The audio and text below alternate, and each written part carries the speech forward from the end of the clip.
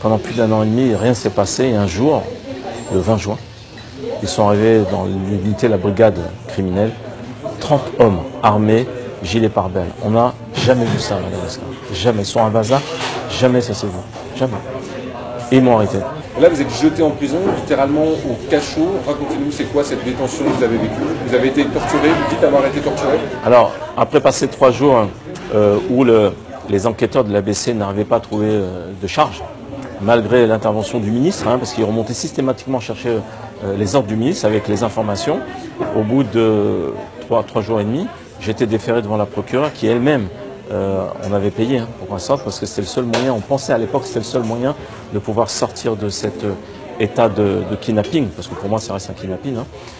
J'étais déféré à la prison de TF1, en pleine nuit, comme d'habitude. Chez la procureure en pleine nuit, à la prison en pleine nuit. Et là, l'horreur a commencé. Le traitement que j'ai eu est vraiment particulier, très particulier. J'avais le droit à des séances d'humiliation, des séances de torture. Moi, j'appelle ça la torture dès l'instant où on porte la main sur vous avec un objet contondant. Ça reste de la torture. Et ça l'a été pour moi. Oui, ils ont essayé de me faire taire.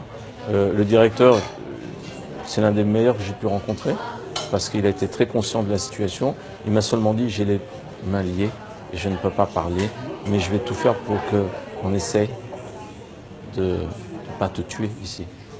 Et pour vous évader, vous dites avoir payé jusqu'au plus haut niveau de l'État. Oui. Vous dites avoir payé la ministre de la Justice. Oui, là c'est elle. C'est elle avec son directeur de cabinet.